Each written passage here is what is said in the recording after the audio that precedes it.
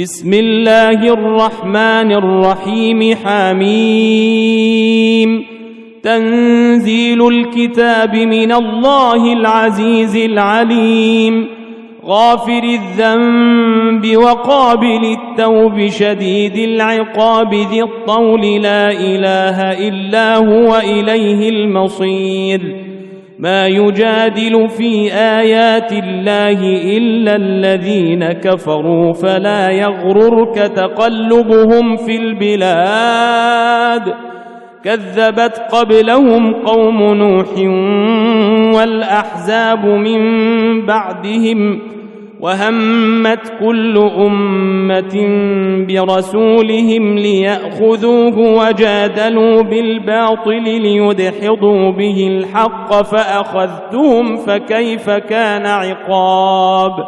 In the name of Allah, the most gracious, the most merciful. Ha-Mim. The revelation of this book, the Quran, is from Allah, the Almighty, the All-Knower, the forgiver of sin, the acceptor of repentance, the severe in punishment, the bestower of favors. None has the right to be worshipped but He, and to Him is the final return. None disputes in the proofs, signs, and revelations of Allah, but those who disbelieve.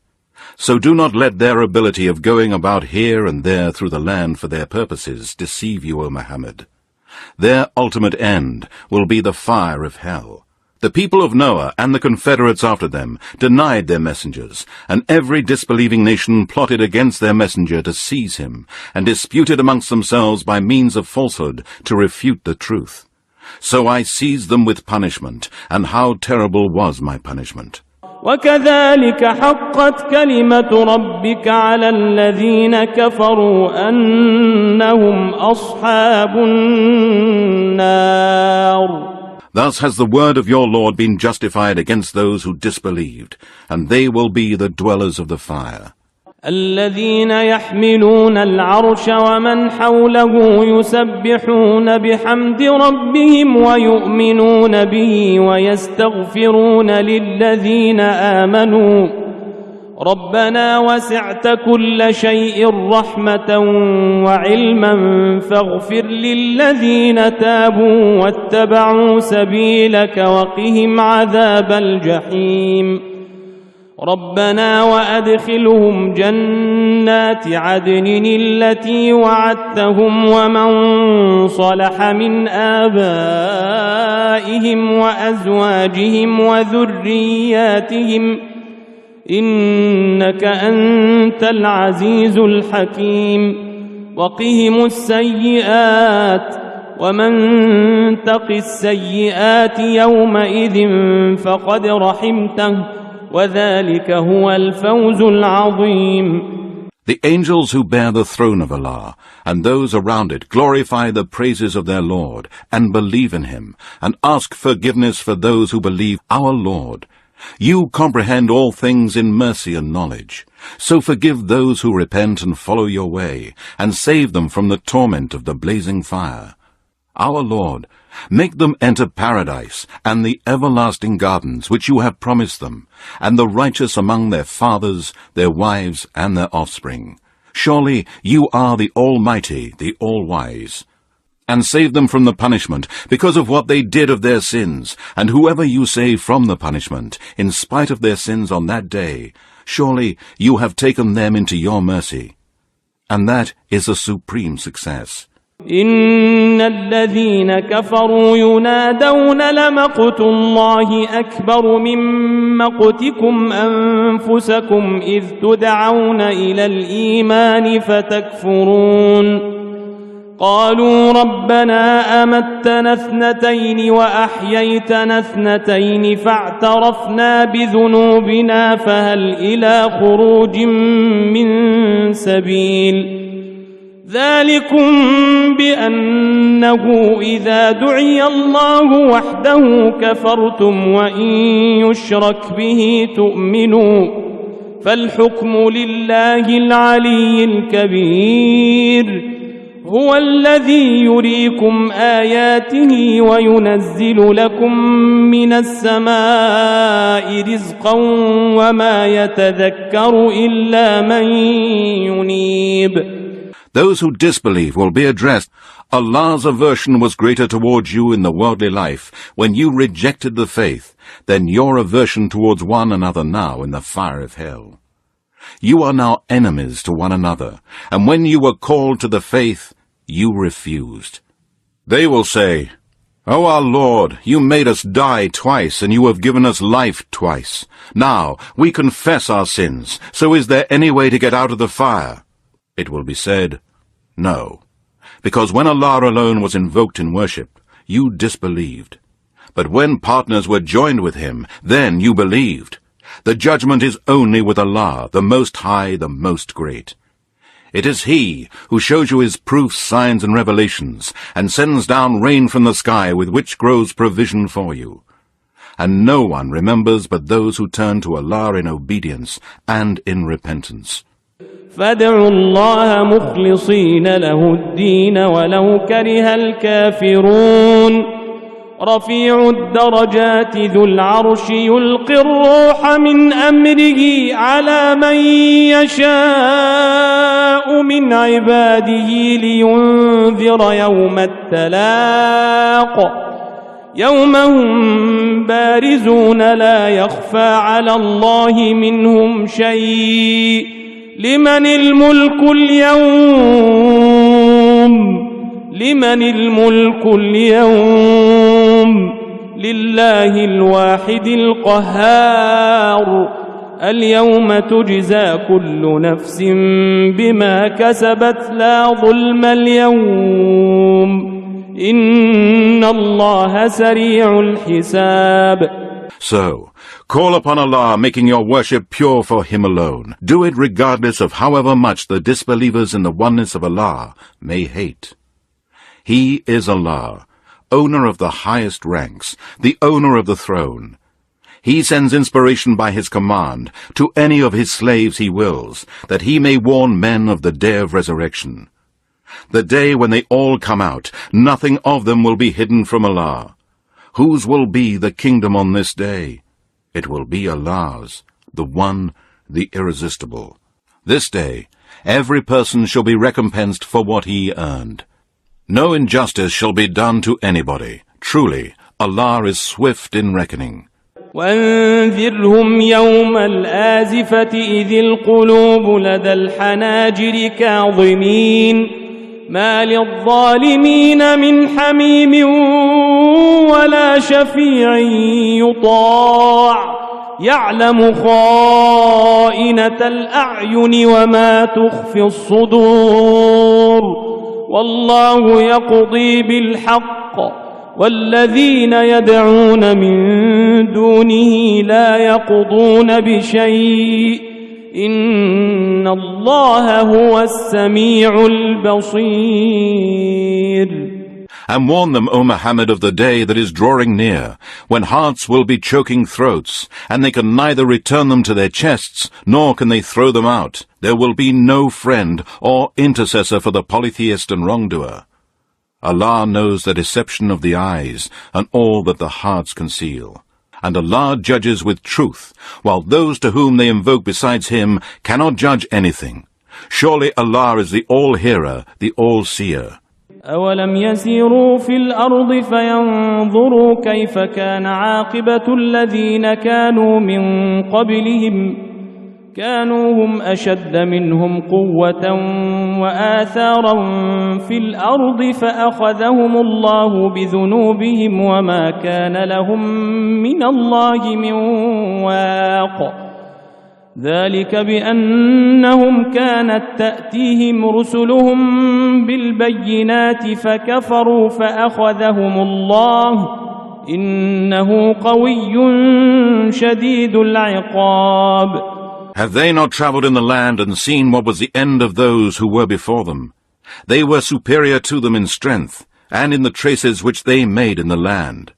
But Allah seized them with punishment for their sins, and they had none to protect them from Allah. That was because there came to them messengers with clear evidences, proofs and signs, but they disbelieved in them. So Allah seized them with punishment. Surely He is all-strong, severe in punishment.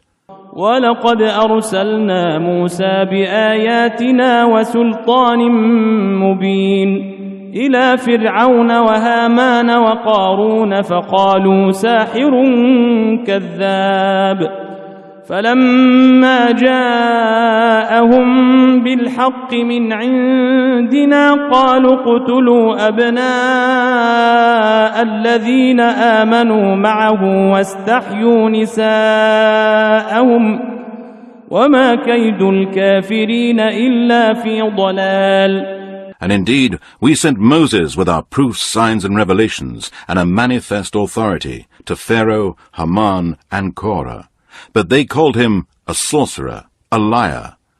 Then, when he brought them the truth from us, they said, "Kill the sons of those who believe with him, and let their women live." But the plots of the disbelievers are nothing but blunders. وقال فرعون ذروني أقتل موسى وليدع ربه إني أخاف أن يبدل دينكم أو أن يظهر في الأرض الفساد. وقال موسى إني عذت بربي وربكم من كل متكبر لا يؤمن بيوم الحساب.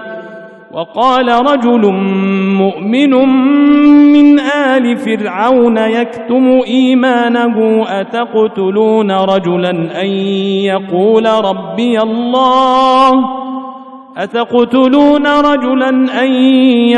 ربي الله وقد جاءكم بالبينات من ربكم وإن يك كاذبا فعليه كذبه وإن يك صادقا يصبكم بعض الذي يعدكم إن الله لا يهدي من هو مسرف كذاب. Pharaoh said, "Leave me to kill Moses, and let him call his Lord to stop me from killing him.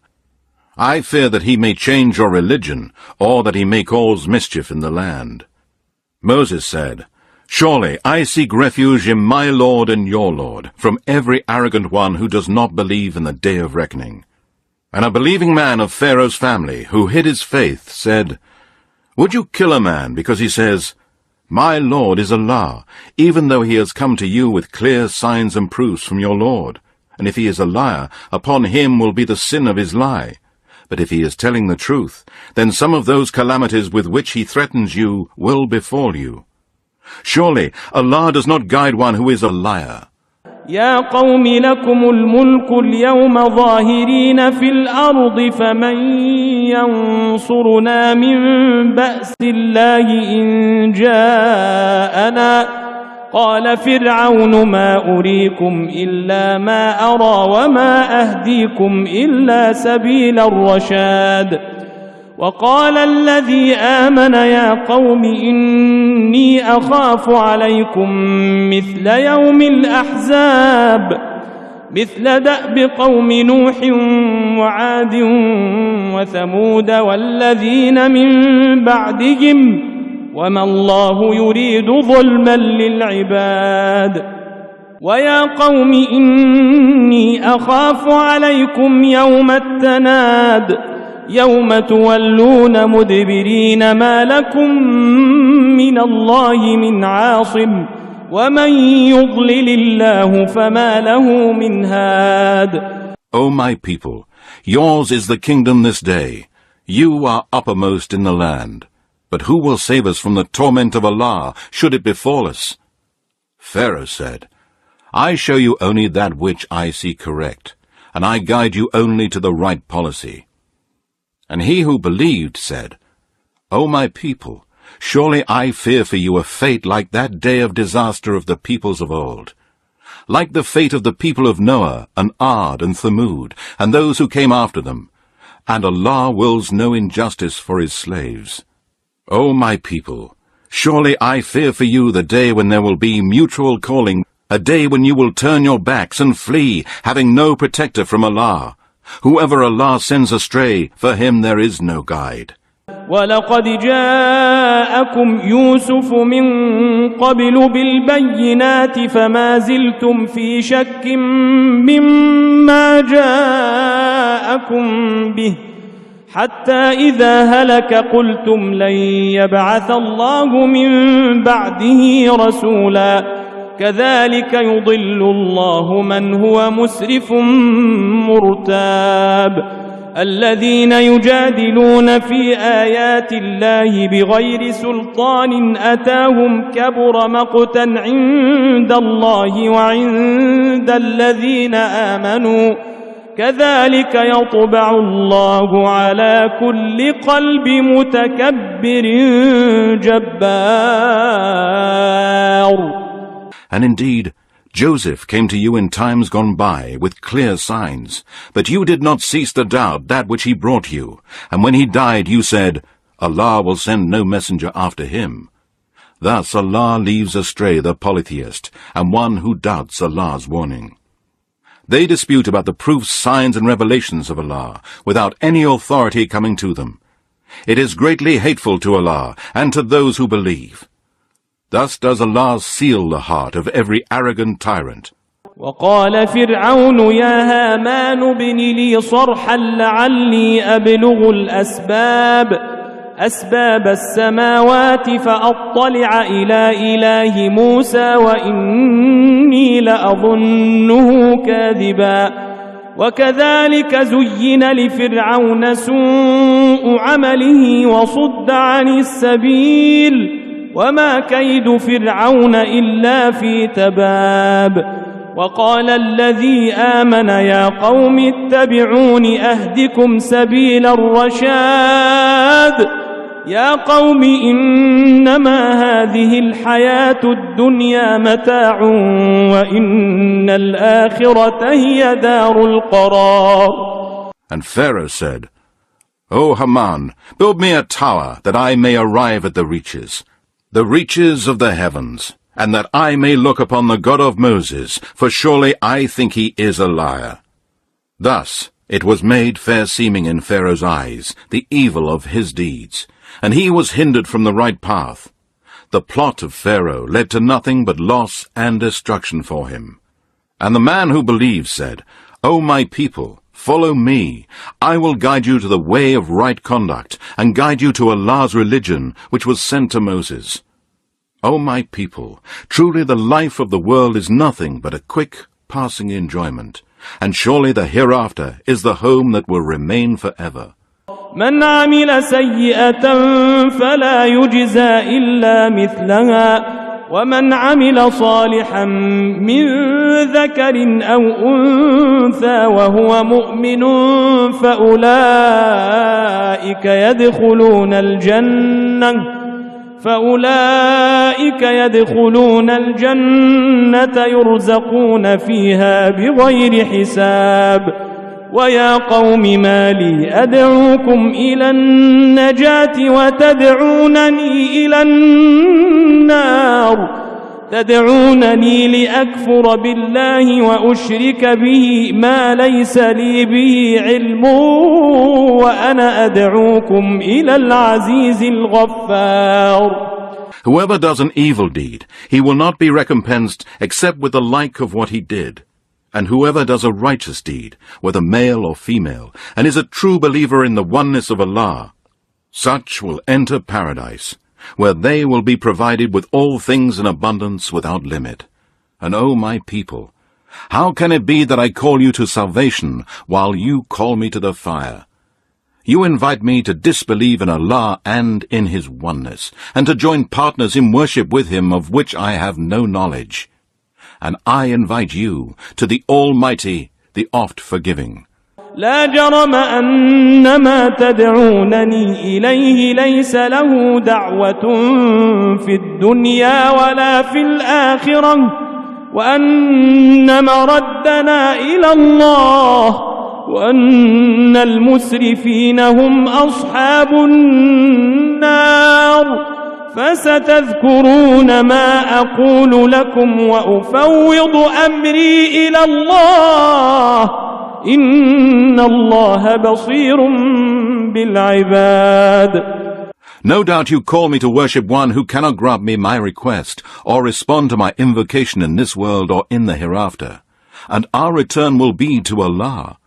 The polytheists and arrogant ones, those who commit great sins, the transgressors of Allah's set limits, they shall be the dwellers of the fire.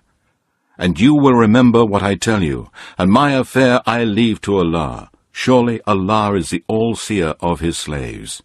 فوقاه الله سيئات ما مكروا وحاق بآل فرعون سوء العذاب النار يعرضون عليها غدوا وعشيا ويوم تقوم الساعة أدخلوا آل فرعون أشد العذاب وإذ يتحاجون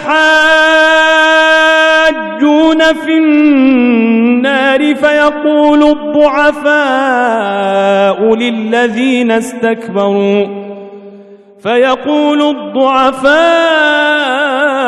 للذين استكبروا إنا كنا لكم تبعا فهل أنتم مغنون عنا نصيبا من النار قال الذين استكبروا إنا كل فيها إن الله قد حكم بين العباد. So Allah saved him from the evils that they plotted against him, while an evil torment encompassed Pharaoh's people. The fire, they are exposed to it morning and afternoon, and on the day when the hour will be established, it will be said to the angels, "Cause Pharaoh's people to enter into the severest torment." And then they will dispute in the fire, and the weak will say to those who were arrogant, "Surely we followed you, so you should take from us some portion of the fire." Those who were arrogant will say, "We are all together in this fire. Surely Allah has judged between His slaves." وقال الذين في النار لخزنة جهنم ادعوا ربكم يخفف عنا يوما من العذاب قالوا أولم تك تأتيكم رسلكم بالبينات قالوا بلى قالوا فادعوا وما دعاء الكافرين إلا في ضلال. And those in the fire will say to the keepers of hell, "Call upon your Lord to lighten the torment for us for a day." They will say, "Did there not come to you messengers with clear proofs and signs?" They will say, "Yes." They will reply, "Then implore as much as you like. The invocation of the disbelievers is nothing but error." إنا لننصر رسلنا والذين آمنوا في الحياة الدنيا ويوم يقوم الأشهاد يوم لا ينفع الظالمين معذرتهم ولهم اللعنة ولهم سوء الدار. Surely we will make our messengers victorious, and those who believe in the oneness of Allah both in this world's life and on the day when the witnesses will stand forth on the day of resurrection. The day when excuses will be of no profit to the polytheists, wrongdoers and disbelievers in the oneness of Allah. Theirs will be the curse, and theirs will be the evil abode and a painful torment in the hellfire. ولقد آتينا موسى الهدى وأورثنا بني إسرائيل الكتاب هدى وذكرى لأولي الألباب فاصبر إن وعد الله حق واستغفر لذنبك وسبح بحمد ربك بالعشي والإبكار. And indeed, we gave Moses guidance, and we caused the children of Israel to inherit the scripture, a guide and a reminder for men of understanding. So be patient, O Muhammad. Surely the promise of Allah is true, and ask forgiveness for your faults, and glorify the praises of your Lord in the afternoons and the mornings. إن الذين يجادلون في آيات الله بغير سلطان أتاهم إن في صدورهم إلا كبر ما هم ببالغيه فاستعذ بالله إنه هو السميع البصير. لخلق السماوات والأرض أكبر من خلق الناس ولكن أكثر الناس لا يعلمون. Surely, those who dispute the proofs, signs and revelations of Allah without any authority having come to them, there is nothing in their hearts except pride. They will never have the prophethood which Allah has bestowed upon you. So seek refuge in Allah, O Muhammad, from the arrogant. Surely it is He who is the All-Hearer, the All-Seer. The creation of the heavens and the earth is indeed greater than the creation of mankind, yet most of mankind does not know.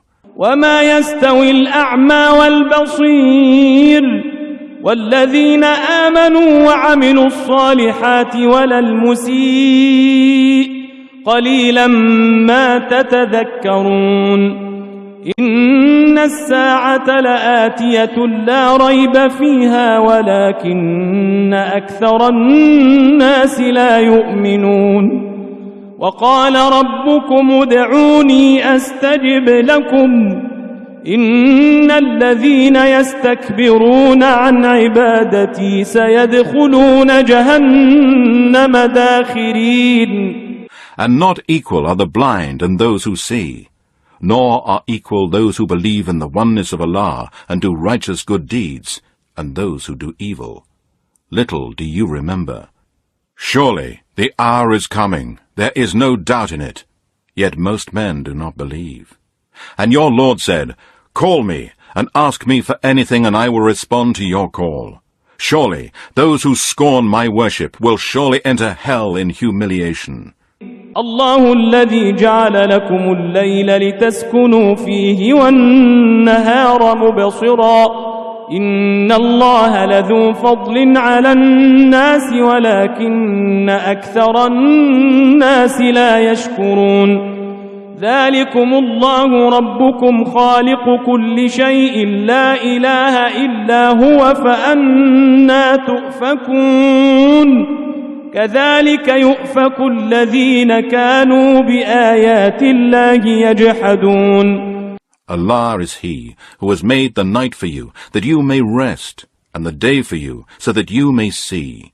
Truly Allah is full of bounty to mankind, yet most of mankind gives no thanks. That is Allah, your Lord, the Creator of all things. None has the right to be worshipped but He. Then where are you turning away by worshipping others instead of Him? Thus were turned away those who used to deny the proofs, signs and revelations of Allah. الله الذي جعل لكم الأرض قرارا والسماء بناء وصوركم فأحسن صوركم ورزقكم من الطيبات.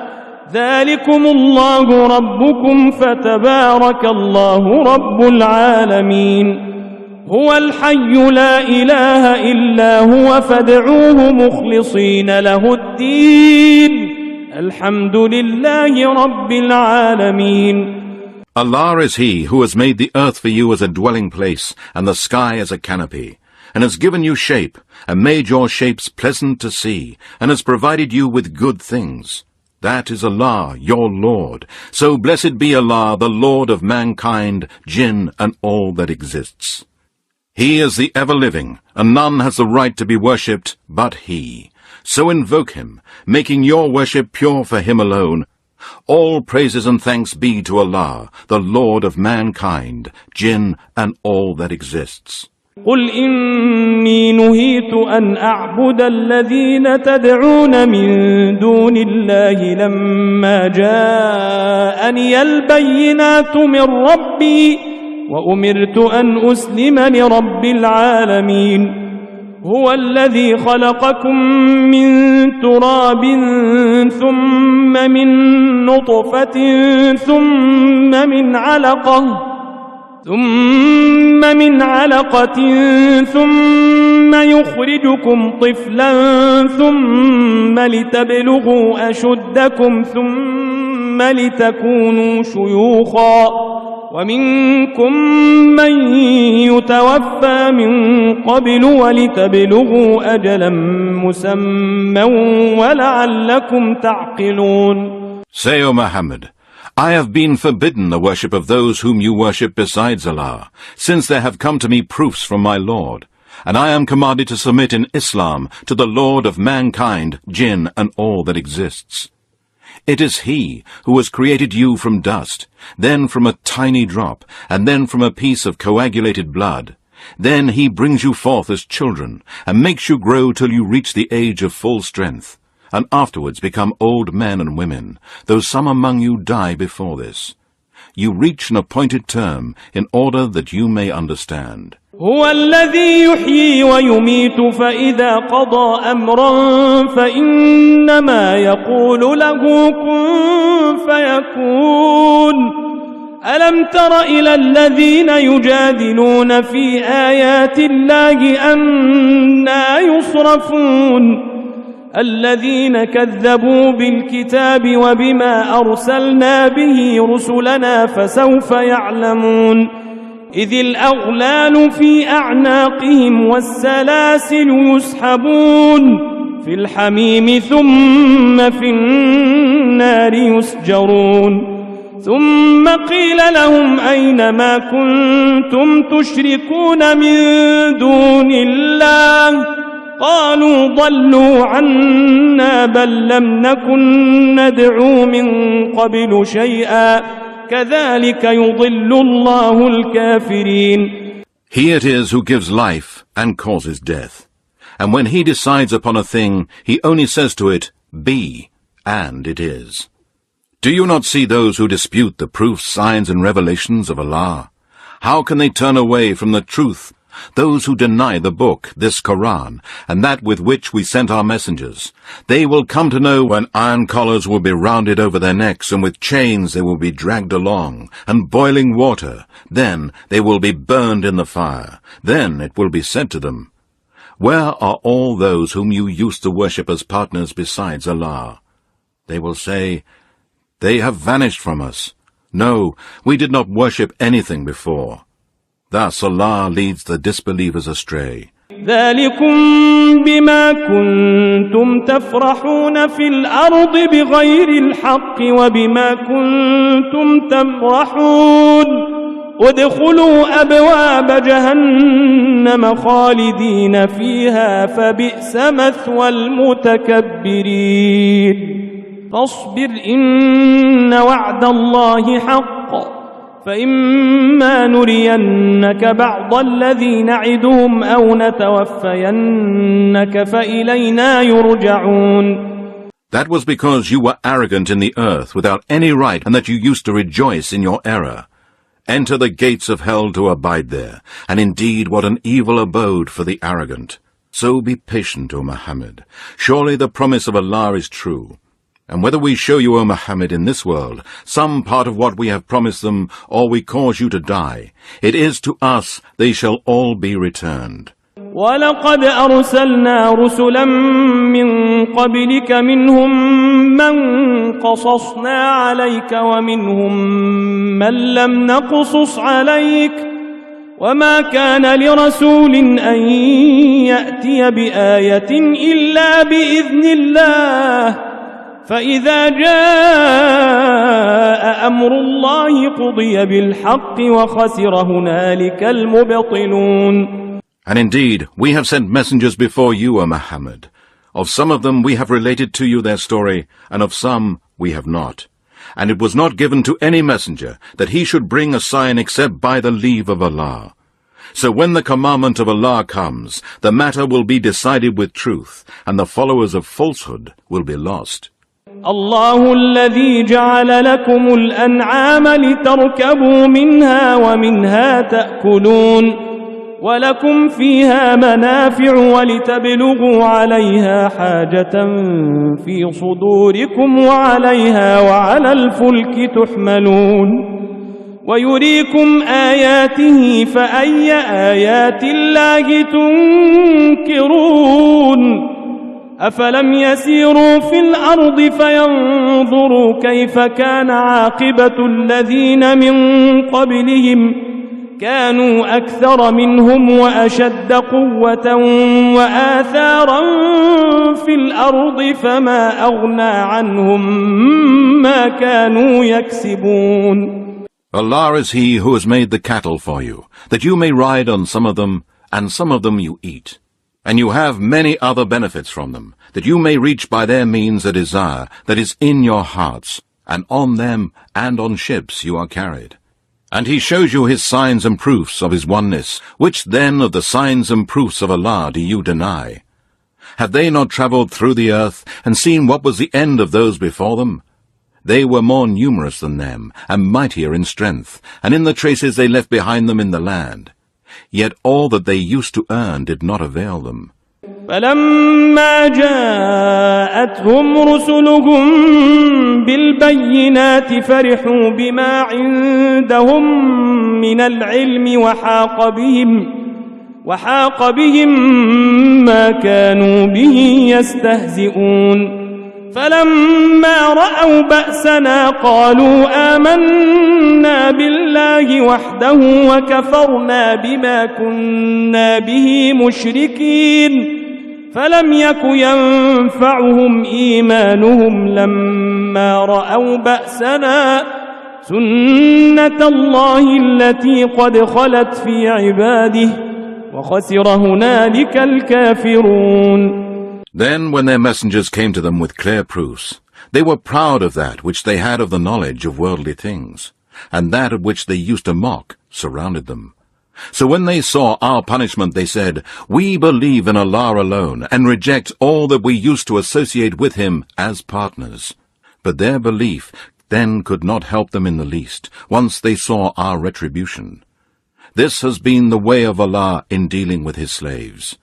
And when our torment covered them, the disbelievers were utterly lost. صدق الله العلي العظيم.